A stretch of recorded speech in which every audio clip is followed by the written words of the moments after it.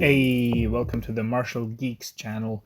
I'll be breaking down some really old footage I found of myself when I started testing out aikido type stuff, like standing wrist locks and stuff. It's like an ancient video, like years ago. But I wanted to test because at that time I was exploring. I've seen some videos online and seen some people do it live. So I was like, oh, there could be something when it comes to these standing wrist locks, like aikijitsu, aikido type stuff. And what I did here with a sparring partner was, well, we were all beginners at that time, but me and other guys have been training longer than him. But it was a cool idea where I let him strike and defend takedowns and stuff, but I could only do grappling and try and focus on wrist locks and momentum type stuff from Aikido as much as I could.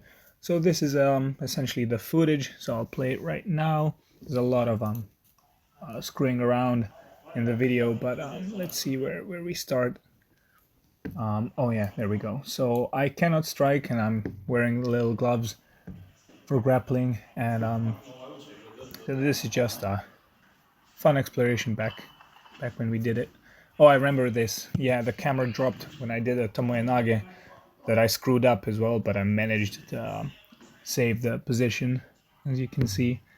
But we didn't catch that, but that doesn't matter because it's not necessarily a recognizable Aikido technique. It's just a judo tomoe thing. I mean, we did go for any grappling, but I tried to focus mostly on like wrist locks and stuff. Oh, there's another guy, our member.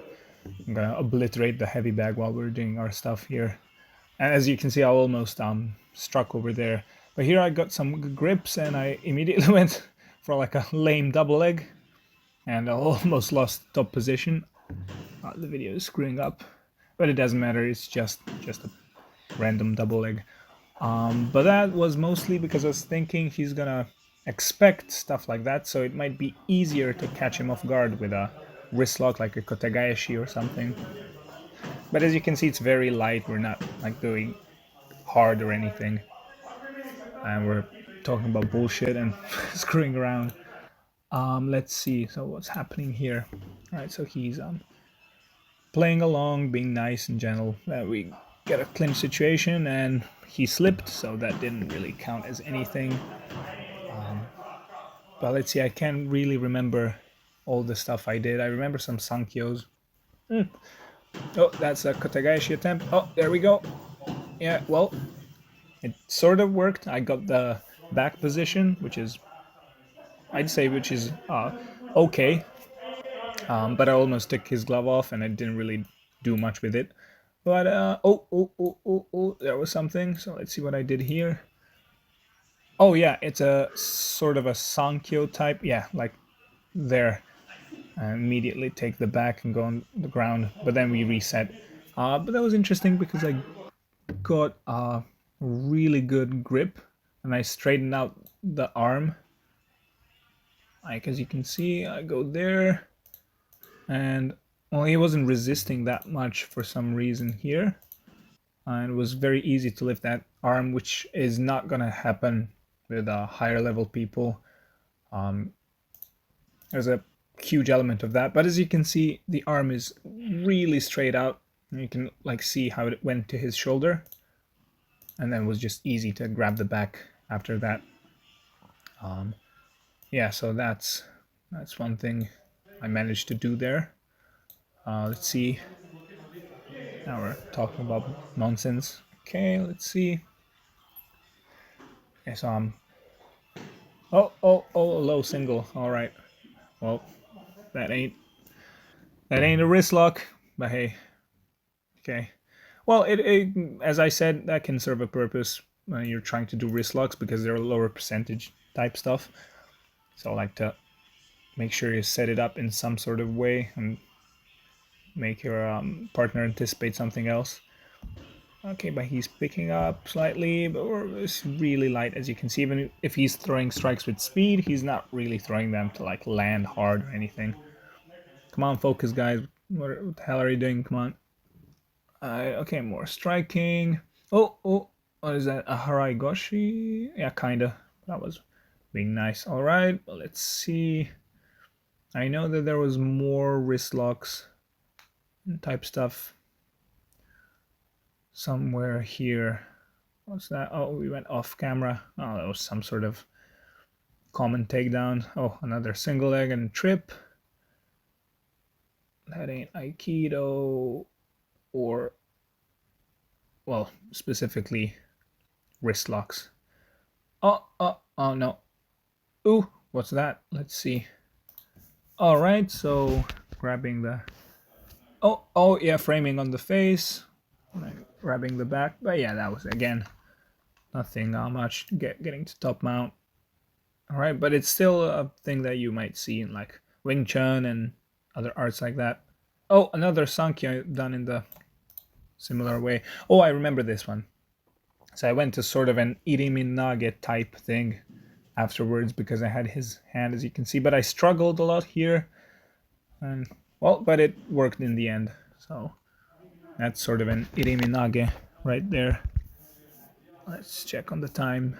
All right, 6:30 minutes. All right, there's more of the video. Let's see. Oh, I remember this. This was a really strange Karagashi for a moment there. Oh no, I slipped there. I had his hand between my legs. That was hilarious for like a moment. But yeah, that wasn't really anything significant outside of me slipping and looking like a dumbass. Oh right, here's a Kotegaeshi, I think. So right, yeah, right there. It's hard to see because of the angle. But right there, as you can see, I'm doing an outward twist. Actually, I think I twist his glove all the way. But I managed to connect to his center, and as I pivoted, it did work. Right there, I'm holding the wrist, holding the wrist. Oh, come on, video, cooperate, please. But yeah, you get the idea. And then just secure top position. Oof, they're really destroying the heavy bag.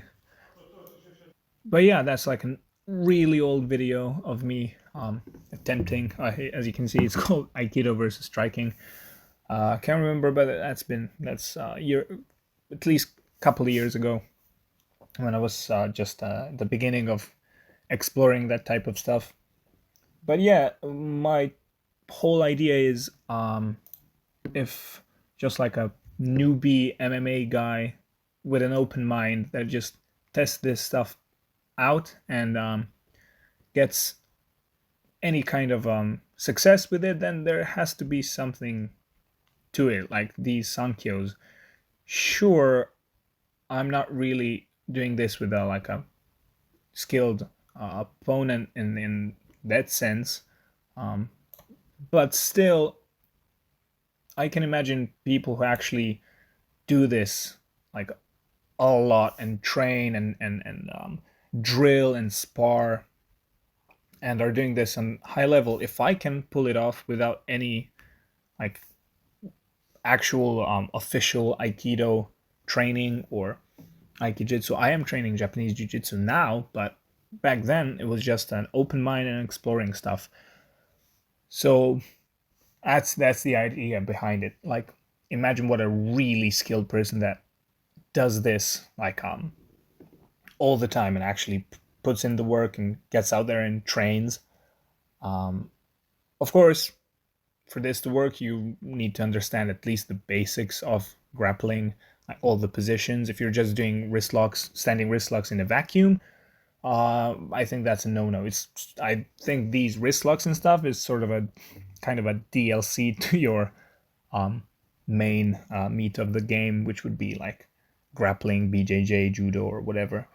But again, those labels, it's all strange because all these different grappling martial arts share the same techniques for the most part. So that's a strange sentence, but hey, that's my little breakdown of this footage I found. I thought it might be interesting, and that's probably the first proper breakdown that we did on this channel, and hopefully we'll make more. So for all the 3 people who are watching, thank you for watching, and we'll see what happens.